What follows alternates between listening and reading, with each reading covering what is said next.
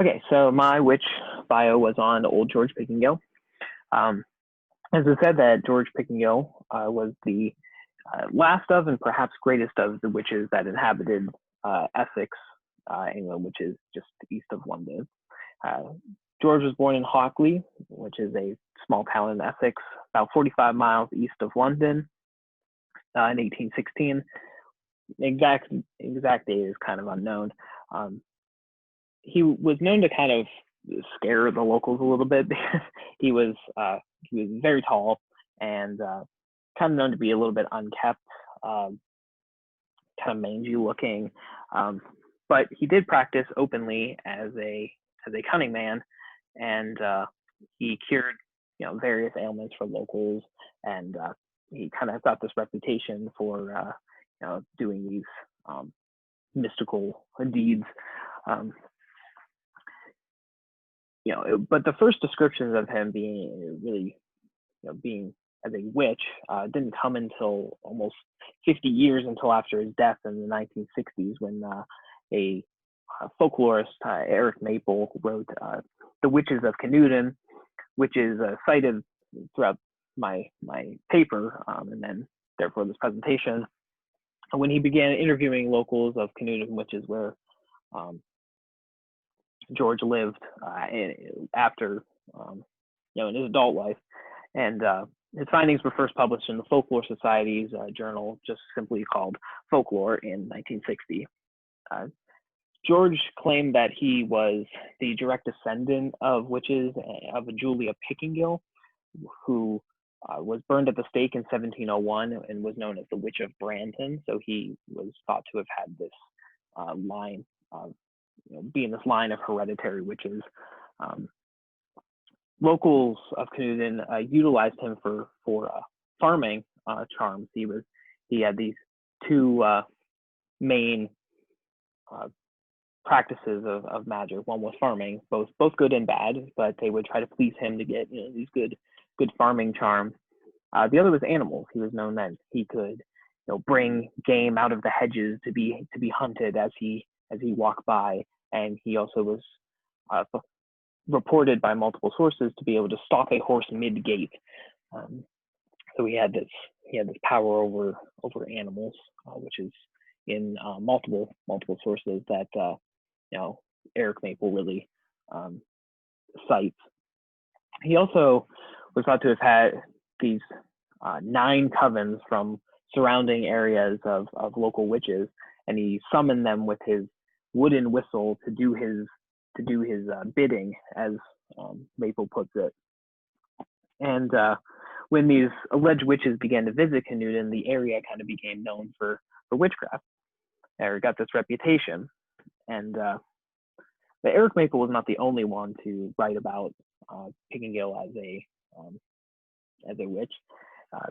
E.W. Bill Liddell wrote under the pseudonym Lou, and claimed that Pickingill was had these Romani roots and was raised a gypsy. He wrote this in the Pagan Front publication called The Wiccans. He claimed that famed occultist Aleister Crowley was part of one of these 9 covens that Pickingill conjured up, and he began to do his own rituals then. Crowley made no mention of this in his writings. Liddell praised Pickingill and asserted that he was more famous in his heyday than even Crowley was in his. One of the other claims that this Liddell made, he stated that famed Wicca pioneer Gerald Gardner's New Forest Coven also stemmed from these 9 covens, and that he collaborated with him to write the rituals for the Hermetic Order of the Golden Dawn. But critics cite his lack of documentation and take this with a spoon of salt rather than a grain of salt. Pickingill's death was not without controversy. In his old age, he routinely claimed that he was older than he actually was for whatever reason. It's kind of unclear why he did this, but it drew attention from regional media, newspapers wanting to document the life of a centenarian. In a piece by the Essex Newsman in September of 1908, Pickingill claimed to be 105, but that would have placed his birth in 1803, which was a full 13 years earlier than it's documented that he was born. So I don't really understand why he did this, but because of this claim, it was thought that he was using his son Frederick's name to kind of hide from the record, but it's unclear where in his life he would have changed his name to fit this. And if people already knew him, then they would have known that that wasn't who he said he was. So I'm not sure how this makes sense. But anyway, in the same interview with the newsman, he reported that he had never even seen a train or been to London, which was only about 45 miles away. In any case, he was of considerably old age, and in his final days, visitors would come and bring him gifts or money, and he died April 10th, 1909.